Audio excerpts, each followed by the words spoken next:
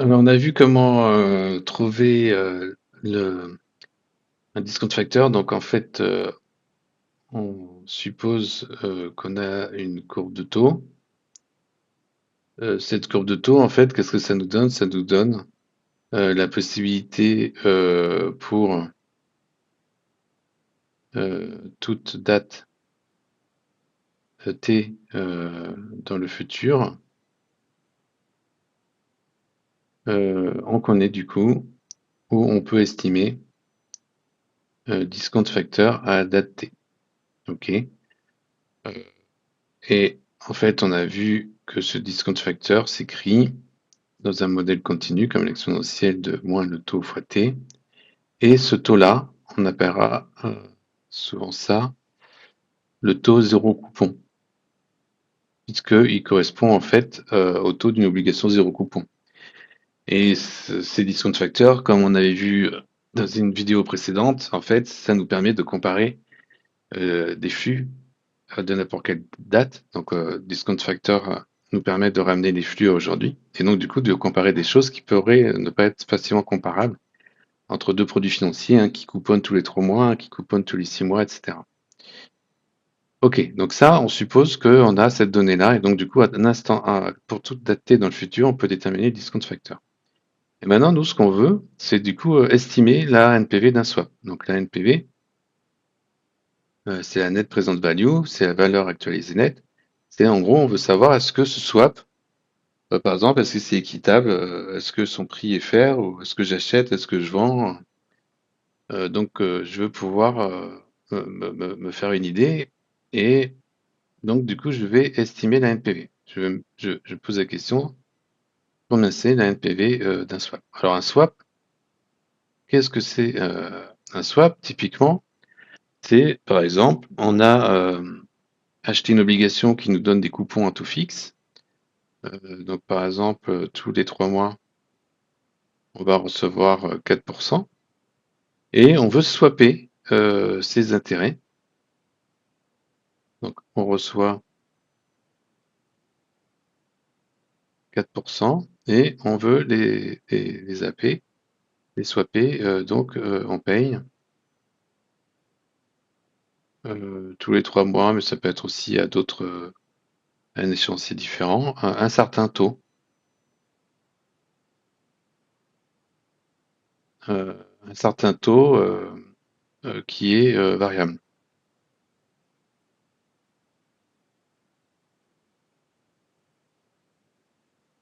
OK? Donc le taux n'est pas connu à l'avance. En général, il est connu. Ce qu'on appelle, on va avoir une date de fixing à un moment donné pour justement fixer ce taux. Et donc, en fait, on va regarder, c'est un taux variable qui est défini sur les marchés. On regarde sur une page Reuters ou Bloomberg, quelle est la valeur. On se met d'accord avec la contrepartie, voilà, c'est la valeur, et donc on échange ce flux. Donc, c'est un taux variable qui n'est pas connu au moment où on fait le swap, mais tout est défini pour savoir comment on peut le fixer et payer les intérêts. Donc, un swap, c'est pour ça qu'on dit que c'est en swap. On swap du taux fixe contre du taux variable, typiquement. On va prendre des swaps les plus simples. Donc, on va faire ça. Donc, qu'est-ce qu'on regarde? Si on regarde un peu, du coup, on suit ce qu'on a dit dans les autres vidéos, ben, on reçoit, donc on va le mettre en positif. Imaginons que là, on reçoit tous les 3 mois. Là, c'est 3 mois, 6 mois, 9 mois, 1 an, etc. On reçoit, du coup, le nominal multiplié par 4%. Et voilà, donc 4%.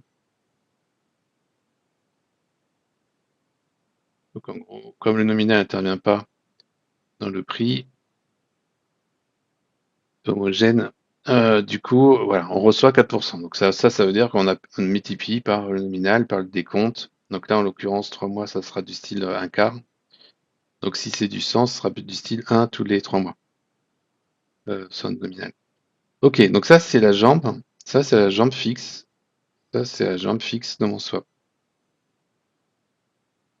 Mais je veux aussi avoir ma jambe variable.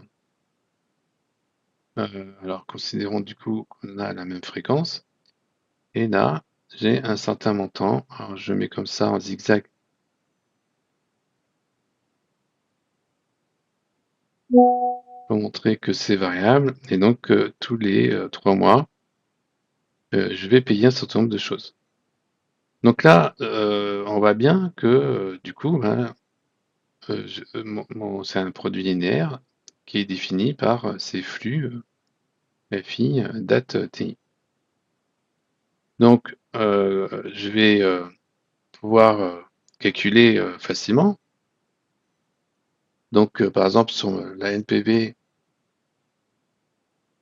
de ma jambe fixe va être du coup mon flux, donc le nominal multiplié par 4% multiplié par 3 mois sur 12, donc un quart.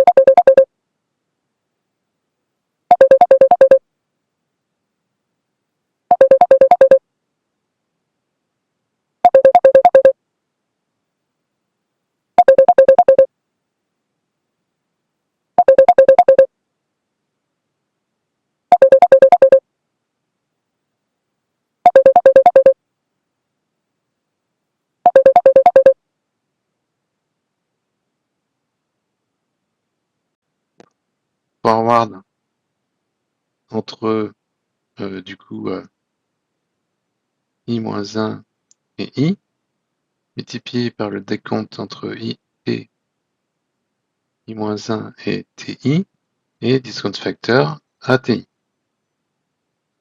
OK? Donc bah ça, on peut l'écrire. Donc le nominal, il sort.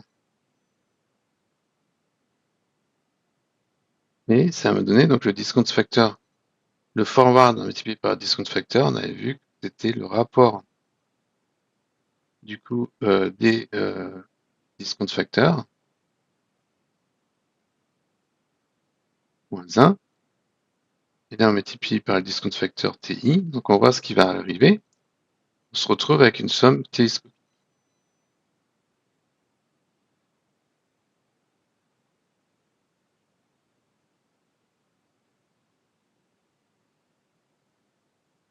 Et donc, ça me fait mon nominal, discount factor à maturité du DIN,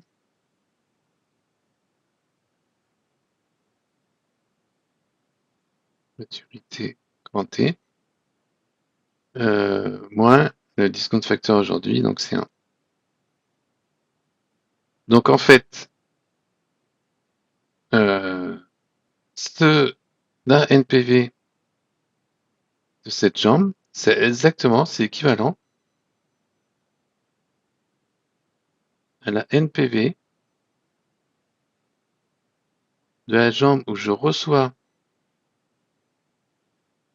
le nominal à T et je paye le nominal aujourd'hui.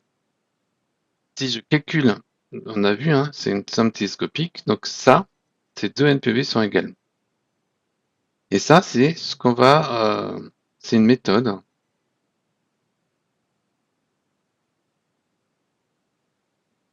des deux notionnels.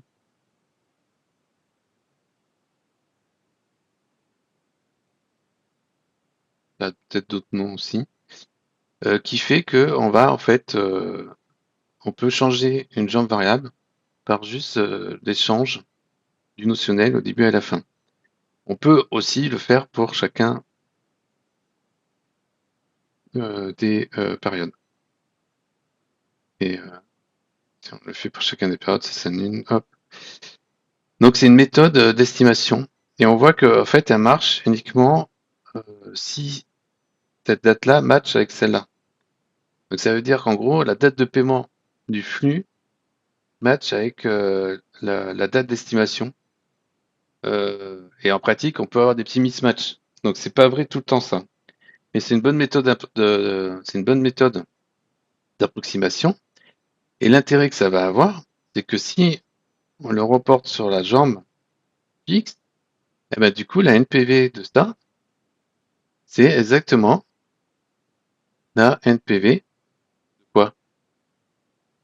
D'un prêt ou emprunt. Selon dans quel sens on est. Donc du coup, estimer un swap de taux, en première approximation, on peut avoir une très bonne estimation du swap de taux en estimant la NPV du prêt ou emprunt équivalent. Voilà.